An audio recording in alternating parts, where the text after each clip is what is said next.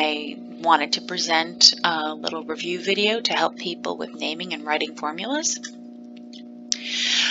When you're naming and writing formulas, the important thing to remember is that there are two kinds of compounds. There are ionic compounds, where electrons are transferred from one atom or molecule to another atom or molecule, and this results in ions that have opposite charges, and they're attracted to each other because of those opposite charges.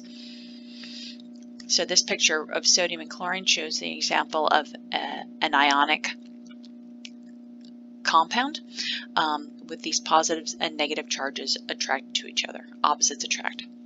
The other kind of compound that we've learned about are covalent compounds. And in covalent compounds, electrons are not transferred from one place to another. They are shared between two atoms. And this example of a chlorine molecule shows a sharing of electrons. Two electrons are shared between each chlorine atom in this chlorine molecule. One of those shared electrons came from one atom of chlorine, and the other of the shared electrons came from the other chlorine atom. Let's go into a little bit more of the differences between ionic and covalent before we start talking about naming them. Ionic bonds often form between a metal and a nonmetal, and the sodium chloride example on the previous slide shows that. Metals tend to lose electrons. Electrons have a negative charge, so when you lose negative charge, you have a positive charge left over. So metals tend to form cations. They tend to form ions with a positive charge. Nonmetals, on the other hand, tend to gain electrons. Because electrons have a negative charge, when they gain electrons, they form anions, ions with a negative charge. When you form an ionic compound, when you form an ionic bond, the total positive and the total negative charges must be equal.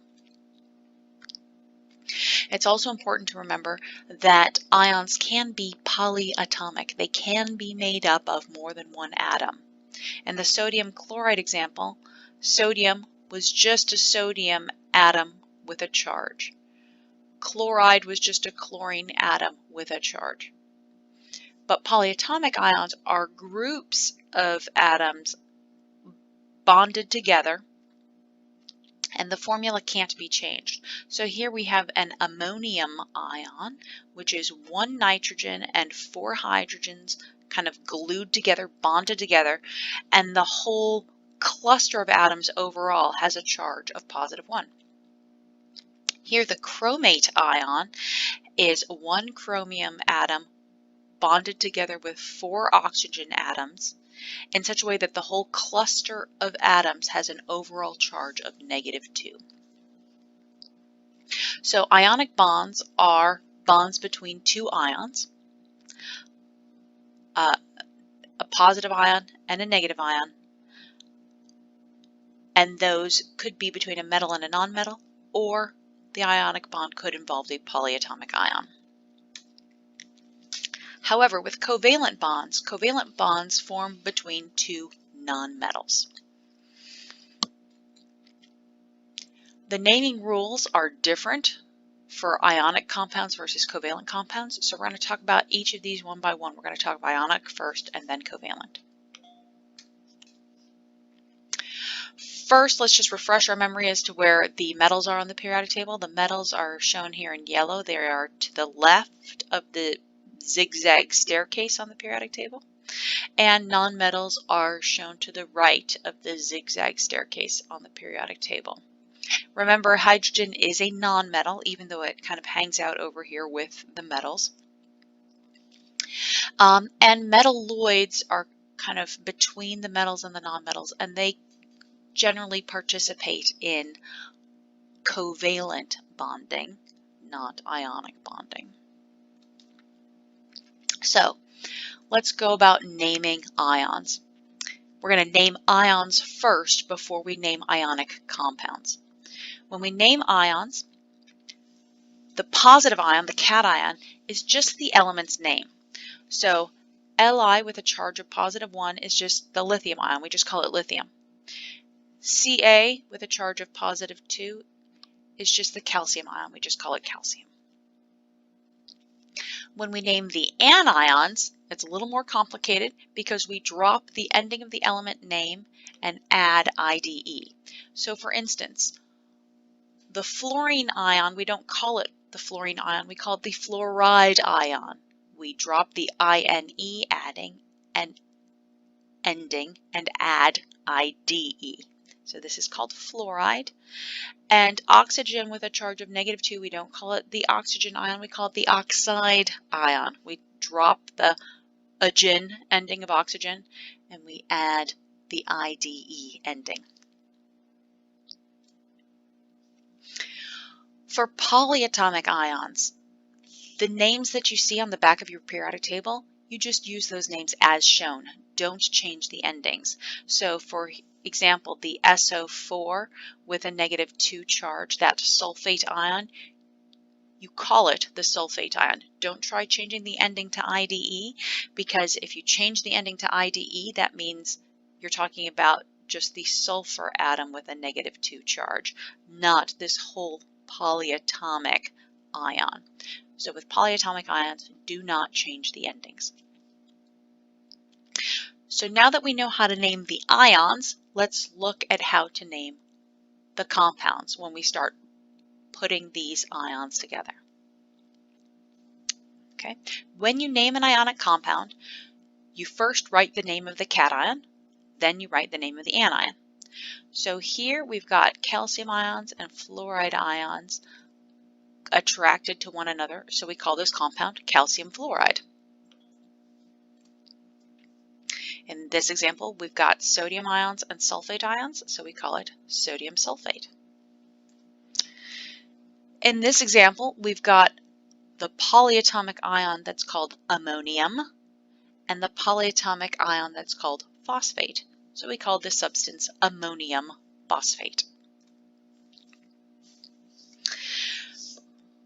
So naming ionic compounds is fairly straightforward, but there is one catch, one tricky thing. You sometimes have to include the oxidation number of the cation, the oxidation number of the first substance. But you only have to do that if the cation is a transition metal. There are 3 exceptions for transition metals that don't need a Roman numeral. Those exceptions are silver, cadmium, and zinc. So an example of how we do this, manganese is a transition metal. This is manganese chloride, but it's not enough to call this substance manganese chloride. We have to specify the charge, the oxidation state of the manganese. And manganese here must have a charge of 2 because chloride always has a charge of -1, and we have 2 of those. So the full complete name of this substance is manganese 2 chloride. The other situation where you need to add the oxidation number is if you have as your cation either lead or tin. Those are in group 14, but those 2 elements can have different oxidation states in different situations, so we have to specify their charge. So for instance, a lead oxide, it's not enough to call it lead oxide. We have to specify that this version of lead has a charge of +4. So we write that number 4 as a Roman numeral in parentheses after the word lead.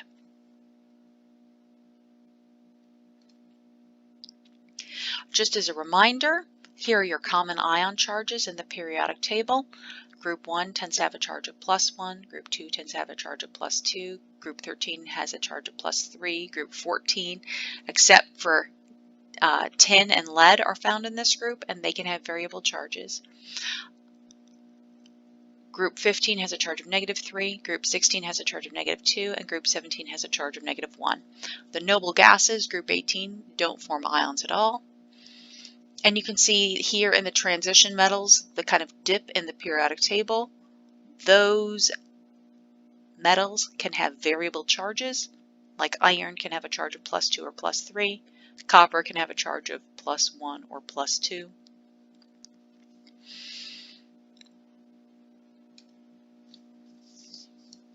So when we write ionic formulas, we've talked about naming, let's talk about writing formulas. The total positive and the total negative charges must equal each other so that the overall total charge is 0. So for instance, with magnesium bromide, we've got a metal and a nonmetal, so we anticipate that this is an ionic compound. Magnesium, from the previous periodic table, tends to form ions with a charge of positive 2. Bromide tends to form ions with a charge of negative 1.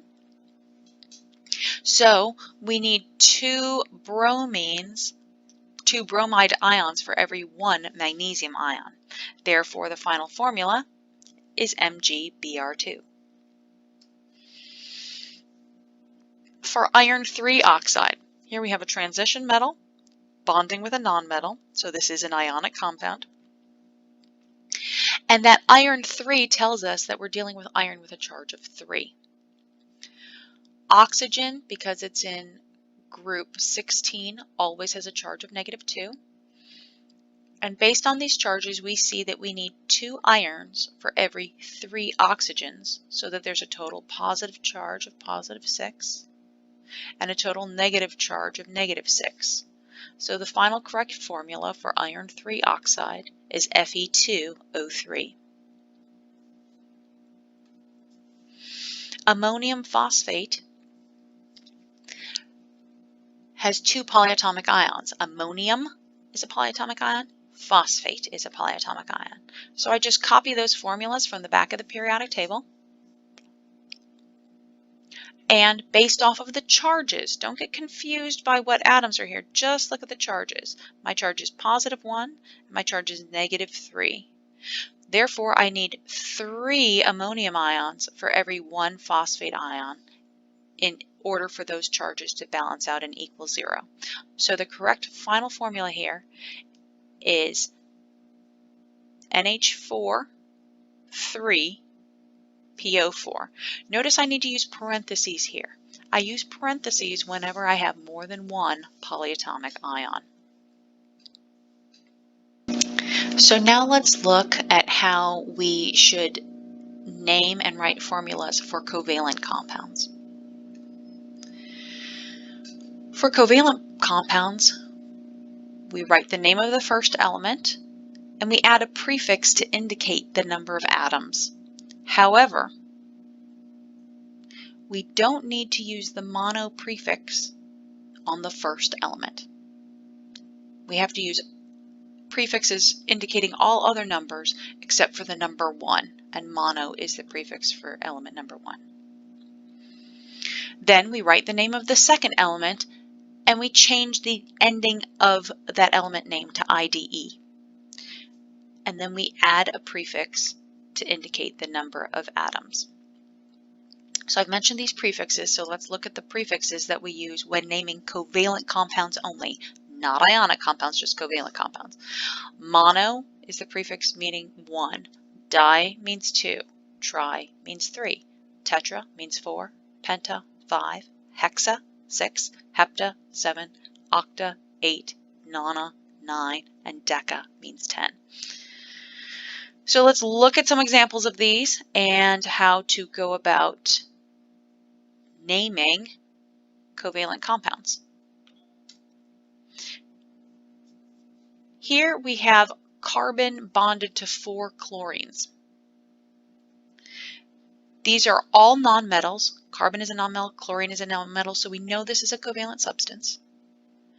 Therefore, we call this substance carbon tetrachloride. We don't call it monocarbon tetrachloride because we don't have to use the mono prefix. We don't use the mono prefix on the first element in the covalent compound. But we do use the tetra prefix on the chloride portion of the name. And notice we don't call it tetrachlorine, we call it tetrachloride. We've changed the ending of the chlorine name to IDE. Let's look at another example. Here we have nitrogen and oxygen bonded together. Those are both nonmetals, so I know this is a covalent compound. The first substance is nitrogen, but I need to add a prefix to say how many nitrogens I have. So that is dinitrogen. And then the second substance, oxygen, we don't call it oxygen. We change the ending to IDE. We call it oxide. But I also need to specify how many oxygens are in the compound. There's just one oxygen, so the prefix that I use is monoxide. Notice that you do use the mono prefix on the second substance in your covalent compound, even though we didn't use the mono prefix here on the first substance in a compound.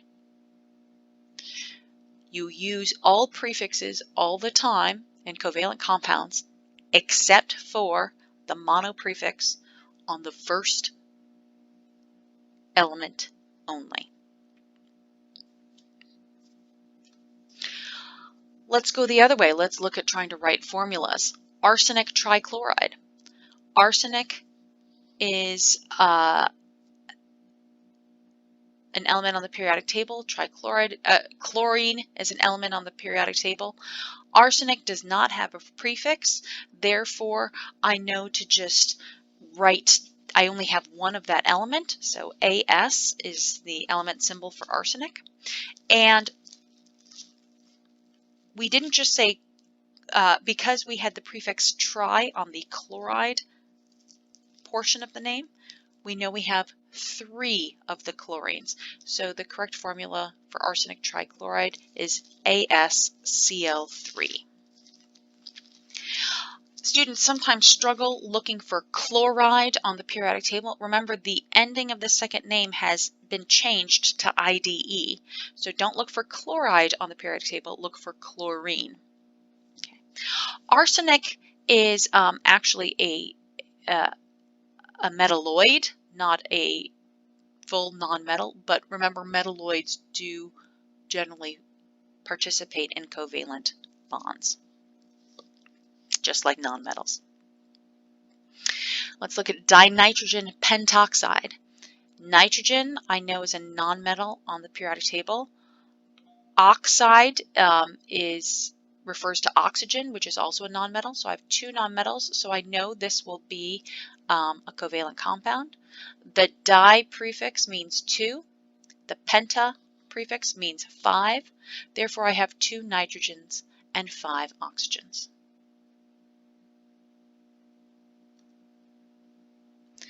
Here are 6 practice problems that you can work on.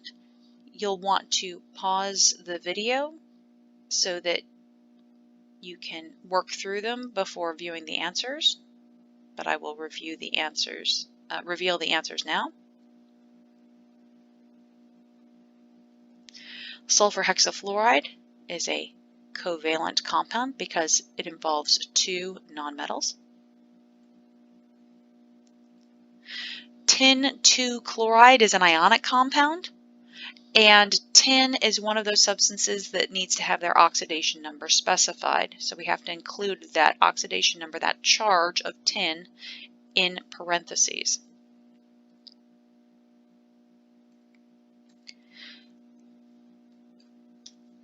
Calcium phosphate is an ionic compound with a polyatomic ion. Magnesium nitride is an ionic compound, just a metal and a nonmetal. So when we write the formula, we need to figure out how many +2 magnesium ions we need to balance out how many -3 nitride ions. Tetraphosphorus dicoxide, I can tell that it's a covalent molecule in part because I see prefixes here, and there are only prefixes when dealing with covalent compounds, but also because phosphorus and oxygen are nonmetals, therefore I expect them to bond covalently. So the correct formula is P4O10. Iron 3 sulfate is an ionic compound with a polyatomic ion in it. Iron has a charge of 3 because we're told that in the name of the compound. And sulfate ions, the formula just comes from the back of the periodic table. and therefore the correct final formula is Fe2SO4 3.